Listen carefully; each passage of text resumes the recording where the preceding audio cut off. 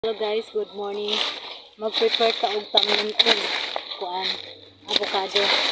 Kay naa ko duha ka punuan nga avocado na dito. Wala tong ibalhin ani. So hang iniba ang area kay anan ha. Aron i-ready aron mahimlo siya. Mao ni siya. Tama na sa avocado. Ang ano siyang kukuban.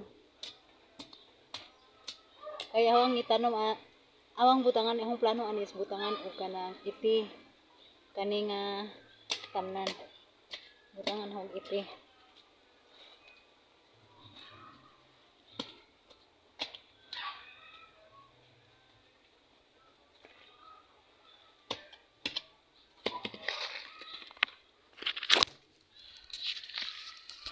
Sakto ni, ouch. Sakto ra ni kalagmon kay ato man ni siyang butangan og kuan. Ligid kani. So mao na. So ang maka laom ni is katong ligid kay ato ani siyang butangan og iti or unsa ba taiba or unsa taiba sa baboy or unsay naa. So naman ta iti, pwede na to. Ang iti is gibutangan to siya gisagulan og tahop sa humay kanang kon bitaw kanang kuan sa pinagaling bitaw. Tahop sa humay. Sumaw to isagol na to sa iti. Ako atong kaon karong tatot. Kay kani siya iriyahay sa atong butangan og kanang avocado. Sumaon ni siya ang laungon sa atong avocado. Duha ni siya kapunuan na naato sa pikas area aw abot tong kanon nundya. Mao ni siya duha kay mao ni siya ang avocado akong itanom diani. So magkuha sa taog iti sa manok. Kuha sa nato ato sa area sa manukan. Sa mamili ra ta ani og ugang nga iti. Kani. Okay na siguro ni siya. Kani.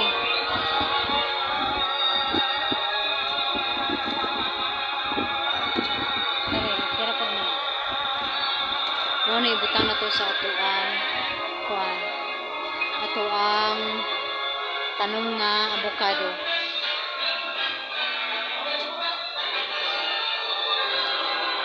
Daragay dia. Mo ni palahon ha.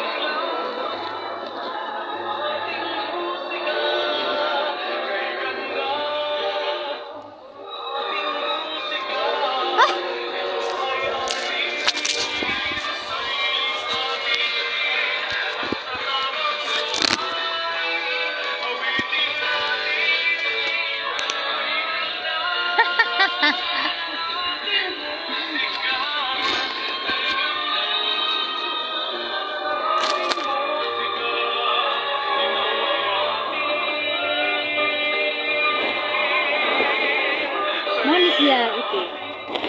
Minggahi na. Nahagbong natin sa ito.